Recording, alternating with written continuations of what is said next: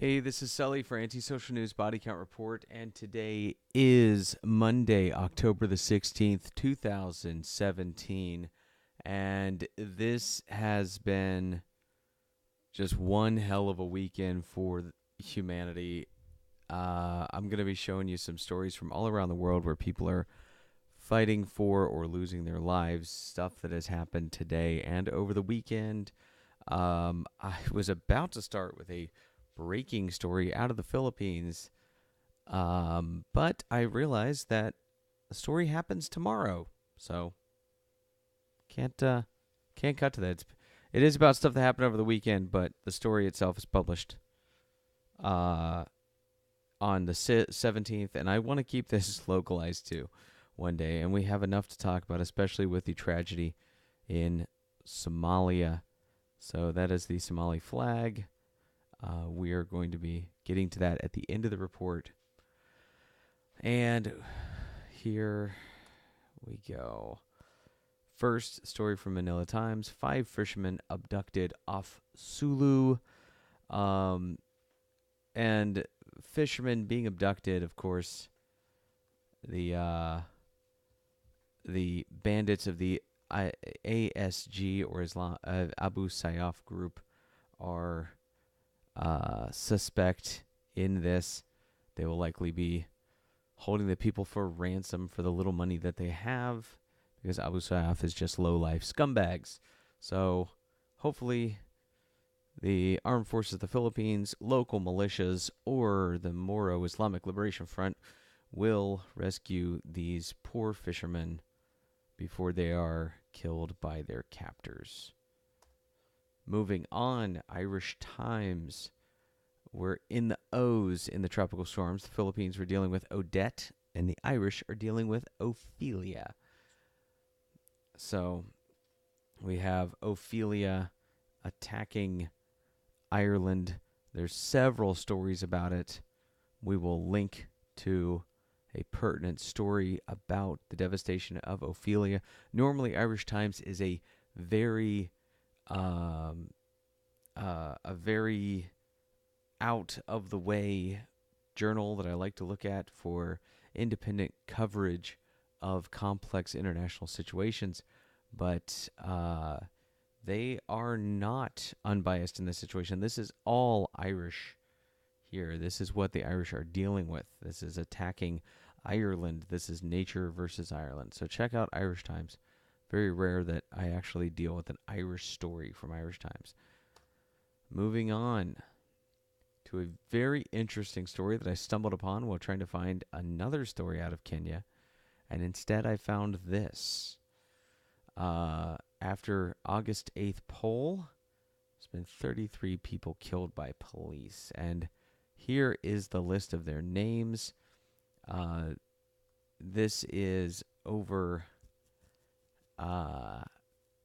NASA, which I am going to be looking more into NASA over the next few days. I am way behind the times on NASA because NASA is apparently being destroyed by the Kenya government. So with the leader having his house, or the funder of it having his house raided. So I'm not up to speed on what this is about. Link is in the description, so you can learn with me on this, and we will learn about this situation together, about the police in Kenya cracking down on NASA. All right, moving on. We are going to be looking at Ynet News reporting in the Middle East section, Raqqa's final hours as the capital of the Islamic State. Now, there's a lot of news coming out of Iraq, and Syria. So, that is what Ynet is doing a lot of great reporting on. Check out these pictures of the devastation, of the war, of the fighters. It's pretty shocking. It's just a different world. Incredible. All bandaged up. All right. Moving on. Follow up to the Fatah and Hamas agreement story that I talked about last week. Jerusalem Post is reporting that they have the leaked 6 clauses of the Fatah-Hamas deal. So read that here. It appears fairly logical, standard, until the very end, where it appears they are reforming the Palestinian Liberation Organization, which was a internationally respected terrorist organization that was actively funding and supporting terrorism, glorifying terrorists and radicalizing the youth, much like Hamas is chastised for doing, the PLO was respected and praised for doing. Even with the head of PLO getting a Nobel Peace Prize. Disgusting world support for anti-Semitic Arab Nazi behavior. Moving on. Shocking story out of the islands of Malta. Malta blogger Daphne Caruana Galizia dies in car bomb attack. Now, this is, I believe, the first Maltese story in the Body Count Report in all the dozens of episodes that I've done. So this is a shocker. I'm genuinely surprised by this, and heart goes out to Malta. The thought of somebody being attacked for their speech is also something that really affects me, as I am a free speech activist, but this is not about me. This is about Daphne. So read this story. Learn motive, suspect, what's going on here after leaving your home Monday afternoon. Disgusting, terrifying. BBC News reporting. Thank you, BBC. And moving on to Al Jazeera reporting. This is their front page. Their front page story is about what we're moving to here in the ever-growing talk of separation around the world. We have Iraq and Kurdistan. And Iraq is moving into Kurdistan, which has voted for its own independence, declared independence. The Kurdish region, obviously smaller than Iraq, and they are going to lose their independence very soon if they can't hold off the Iraqi forces. And the Iraqi forces are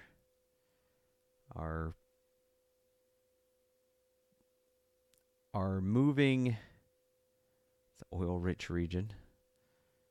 Even Al Jazeera, an oil-rich region news, is saying this is blood for oil on the behalf of the Iraqis.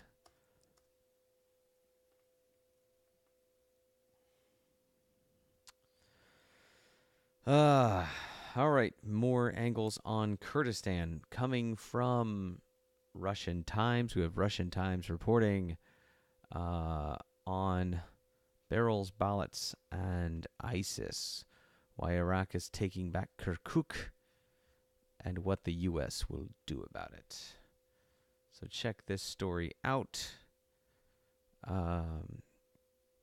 This is a video of Iraqis taking down a Kurdish flag. Iraqi tanks moving into Kurdish-held territory, and videos. So, video and reporting from RT. Impressive reporting on this very complicated and troubling story out of northern Iraq.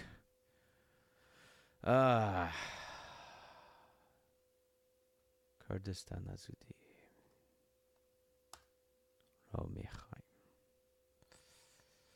All right. Moving on to KoreaTimes.co.kr.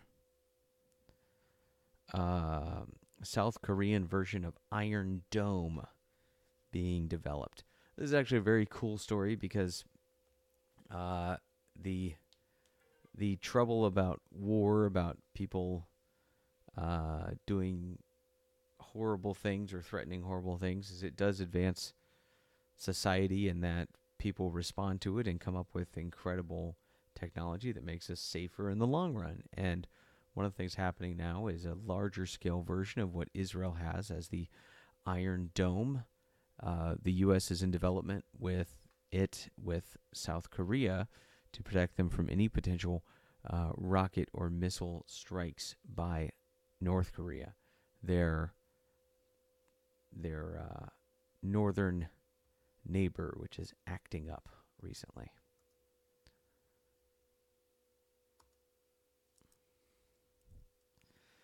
AfricaNews.com, somber story about Somalis after the Mogadishu terror attack this weekend.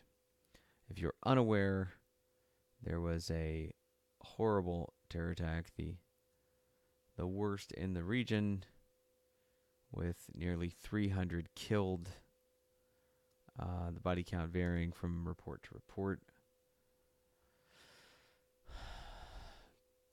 This is an updated story saying 276.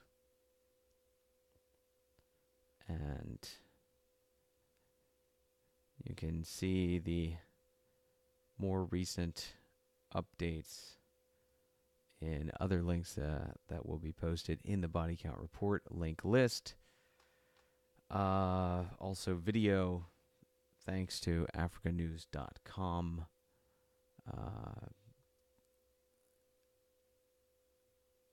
Just shocking loss of life. And appears to be caused by the Shabab network. So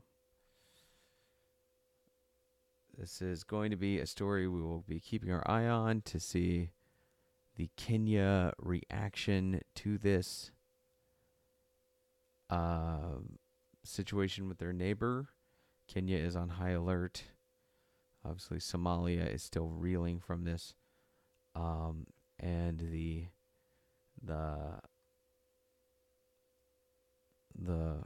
Eastern world is also paying notice as this occupied many links in India Times, or Times of India today. So that being the case, I will end this body count report. In honor of the people who died in Somalia, I will have the Somali flag draped over the end here. This is why I do this YouTube series, because I don't hear about people. I don't hear of people talking about a lot of these stories, and I don't hear people on the top of the hour news breaks on talk radio or the music stations or the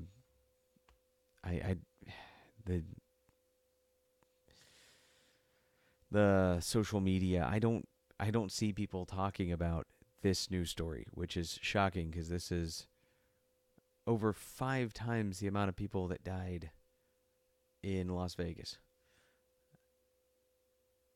And what are we talking about today? We're talking about 2 items repealed from Obamacare, or we're talking about people kneeling at football games. And we're not talking about the mass loss of human life.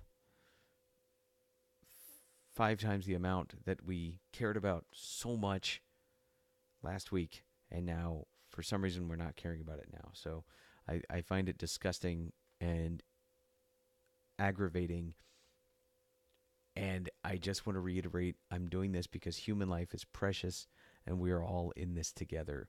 This is Sully for antisocialnews.com, and this is the Body Count Report for Monday, October the 16th, 2017. Stay safe.